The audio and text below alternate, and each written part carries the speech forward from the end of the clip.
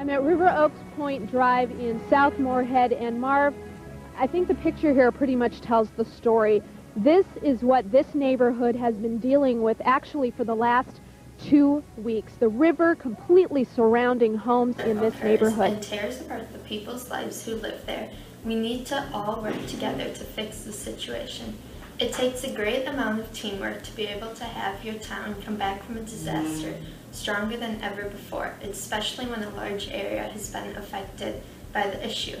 Although there were many destructive natural disasters in the 1990s, the most devastating disaster that we overcame in that decade was the 1997 Red River Flood.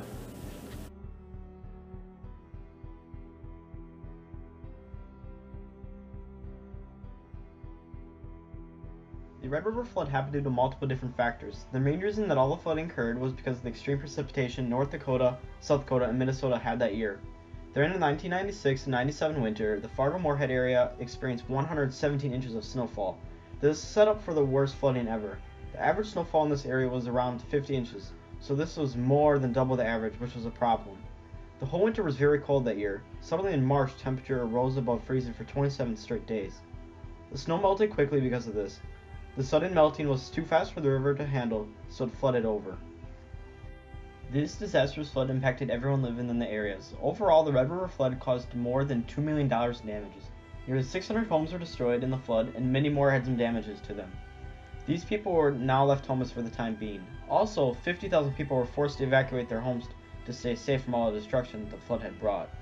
The flood of '97 was a terrible disaster that affected everyone living in the area. Devastation beyond belief.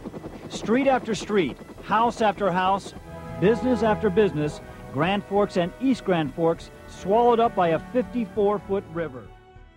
The one memory that sticks out in my head is flying in to Winnipeg, and I don't know if it was because I was from the prairies, but it was one of those images that you can't forget and you wouldn't have understood unless you saw it in person. I mean, we had heard about the floods, we had heard about you know, what was going on in the city, but it wasn't until I saw those farm fields as far as the eye could see underwater, and it just had this huge lump in my throat. The Red River Flood did, however, have some good things come from it. After the crest height was so poorly predicted, the United States worked together to create better methods for predicting. They can now predict flood stages much faster with a lot more accuracy, which is very important. Also, all the damage that the Red River Flood caused pushed these areas to redesign their dike and flood control systems. This benefits the people living around here and their homes because there's less likely of a chance that they will get destroyed in any future floods. The Red River Flood of 1997 was by far the worst natural disaster in the 90s that the United States had to overcome. The odd weather patterns during the winter of the 1996 and 97 was a huge factor in why this area flooded so bad. Once the flood hit, it caused a great deal of destruction to the cities and a huge bill from all the damages. However, the flood benefited us by helping us create new and more accurate technology to help deal with the future floods and predicting them. Despite the amount of damage caused by a natural disaster, our country will be able to overcome the losses from it and learn from it.